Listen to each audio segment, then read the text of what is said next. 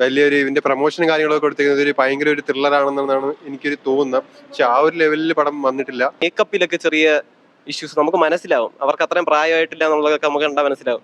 ആ രീതിയിലൊക്കെ ചെറിയ ഇഷ്യൂസ് ഉണ്ട്. ഒരുപാട് എക്സ്പെക്ട് ചെയ്ത് വന്നു. എനിക്ക് ട്രെയിലറൊക്കെ നല്ലോണം ഇഷ്ടപ്പെട്ടായിരുന്നു. അപ്പം അത്രയും വന്നോന്ന് ചോദിച്ചാൽ അത്രയും എൻഗേജിങ് ആയില്ല. ആവറേജ് മൂവിയാണ്. കൊള്ളായിരുന്നു. എക്സ്പെക്ട് ചെയ്ത അത്രയും കൊള്ളായിരുന്നു. നന്നായിട്ടുണ്ടായിരുന്നു. അനശ്വരരാജനും ആസിഫ് അലിയും ഒക്കെ അടിപൊളിയായിരുന്നു. നെഗറ്റീവ്സ് ഒന്നുമില്ല. കൊള്ളായിരുന്നു. കൊള്ളാം, മൊത്തത്തിൽ കൊള്ളാം. വേറെ കുഴപ്പമൊന്നുമില്ലായിരുന്നു. ആക്ടേഴ്സ് ഒക്കെ നല്ലോണം ചെയ്തിട്ടുണ്ട്. ആസിഫ് അലി നല്ലോണം ചെയ്തിട്ടുണ്ട്. എബോ ആവറേജ് ആയിരുന്നു. നല്ലോണം ചെയ്തിട്ടുണ്ട്. കുഴപ്പമില്ലാത്തൊരു പടമായിരുന്നു. എനിക്ക് അഭിനയം കൊള്ളായിരുന്നു. ഇമോഷണൽ കണക്ട് കുറവായിരുന്നു പടത്തിൽ. അങ്ങനെ എടുത്തു പറയാനായിട്ട് എന്തെങ്കിലും ഉണ്ടെന്ന് തോന്നുന്നില്ല. ഒരു ഡീസന്റ് ക്രൈം ത്രില്ലർ ആയിട്ടോ. ഈ ജോഫിൻ ടി ജാക്കോയുടെ ഡയറക്ഷൻ ഒരു പോസിറ്റീവാണ്. അതേപോലെ ആസിഫ് അലിയുടെ ഓറ, ആസിഫ് അലിയുടെ സംഭവങ്ങളൊക്കെ, ആസിഫ് അലിയുടെ ആക്ടിങ് നമുക്കറിയാം.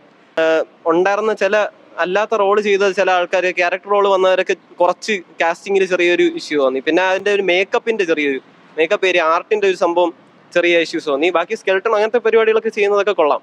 ഒരു മേട്ടറായിട്ട് വരുന്ന ഒരു ക്യാരക്ടറൊക്കെ ഉണ്ട്. അതിന്റെ ഒരു ഒഴിച്ചു നിർത്തി കഴിഞ്ഞാൽ ഈ പടം ഒരു 10 വർഷം മുമ്പാണ് ഇറങ്ങിയിരുന്നെങ്കിൽ എന്തായാലും ഒരു സൂപ്പർ ഹിറ്റ് ആവേണ്ട പടമാണ്. മിക്സഡ് റിവ്യൂ വരുന്നുണ്ടെങ്കിൽ നമ്മൾ മലയാളി ഓഡിയൻസ് അത്രയും മുകളിലെത്തി എന്നുള്ള കാര്യം മനസ്സിലാക്കിയാൽ മതി. അത്ര ഒരു ഹൈ ലെവൽ പടം എന്നൊന്നും പറയാനില്ല.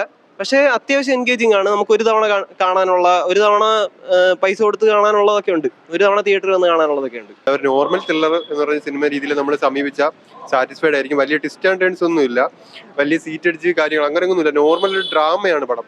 ആ ഒരു രീതിയിൽ പടം പ്രൊമോട്ട് ചെയ്തെങ്കിൽ ചിലപ്പോൾ പടം ഹിറ്റാണ്. ഡ്രാമ രീതിയിൽ കണ്ടു കഴിഞ്ഞാൽ നമുക്ക് ഉറപ്പായിട്ടും പടം ഇഷ്ടപ്പെടും.